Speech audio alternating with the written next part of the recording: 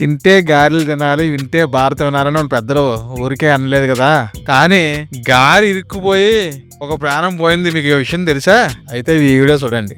గొంతులో గారి ఇరుక్కుని ఊపిరి ఆడక ఖమ్మం జిల్లాలో ఒక మహిళ ప్రాణాలు కోల్పోయింది. ఇది విస్మయానికి గురి చేసే వార్త అయినప్పటికీ ఇది పచ్చి నిజం. ఇంకా విషయంలోకి వెళ్తే ఖమ్మం జిల్లా తల్లాడ మండల కేంద్రంలో తిరుపతమ్మకు ఇద్దరు కుమార్తెలు ఉన్నారు. వారికి వివాహాలు చేసిన తిరుపతమ్మ పెద్ద కొడుకు రామకృష్ణ ఇంటి సమీపంలో ఉన్న చిన్న గదిలో ఒంటరిగా ఉంటుంది. ఆమె చిన్న కుమారుడు సీను కూడా అదే ఊళ్ళో ఉంటున్నాడు. సంక్రాంతి పండుగ వచ్చిన నేపథ్యంలో బుధవారం మధ్యాహ్నం తన ఇంట్లో వండిన గారెలను తల్లి తిరుపతమ్మ ఇచ్చి వెళ్ళాడు పెద్ద కుమారుడు. అతడు వెళ్లిపోయిన తర్వాత తిరుపతమ్మ ఆ గారెలను తింటుండగా గొంతులో గారి ఇరుక్కుపోయింది. దీంతో వృద్ధురాలు ఊపిరాడక స్పృహతప్పి పడిపోయింది. కొద్దిసేపటి తర్వాత పెద్ద కుమారుడు కుటుంబ సభ్యులు దీన్ని గమనించి అచేతనంగా పడిపోయి ఉన్న ఆమెను ఆసుపత్రికి తీసుకెళ్లారు.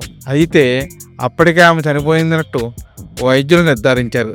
దీనిపై అన్నయ్యలపై చెల్లెలు ఫిర్యాదు చేయడంతో పోలీసులు కేసు నమోదు చేశారు.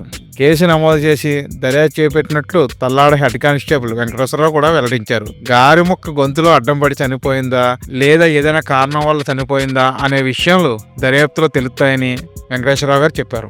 గతంలో చికెను, ఇడ్లీ, చపాతీ ముక్కలు గొంతులో ఇరుక్కుని చాలా మంది ప్రాణాలు కోల్పోయిన ఘటనలు మనం చాలా చూసాం. గత నవంబర్లో చపాతీ ముక్క గొంతులో అడ్డంగా పడి సికింద్రాబాద్ లో 6వ తరగతి చదువుతున్న విద్యార్థిని ప్రాణాలు కోల్పోయిన సంగతి మనందరికీ తెలిసిందే. అలాగే అక్టోబర్ నెలాఖరులో నాగర్ కర్నూలు జిల్లా కలాకుర్తిలో దోశ గొంతులో ఇరుక్కుని ఒక వ్యక్తి మృతి చెందాడు. వెంకటయ్య అనే వ్యక్తి మద్యం సేవించిన అనంతరం దోశ తింటుండగా అది గొంతులో ఇరుక్కుపోయింది. దీంతో అతనికి ఊపిరాడక కాసేపటికే అపస్మారక స్థితిలోకి వెళ్ళిపోయాడు. ఏ ఆహారమైనా సరే తినే సమయంలో జాగ్రత్తలు తీసుకోవాలని వైద్యులు చెప్తున్నారు. గొంతులో ఇరుక్కుంటే ప్రమాదకరమైన పరిస్థితులు తలెత్తాయని డాక్టర్లు హెచ్చరిస్తున్నారు.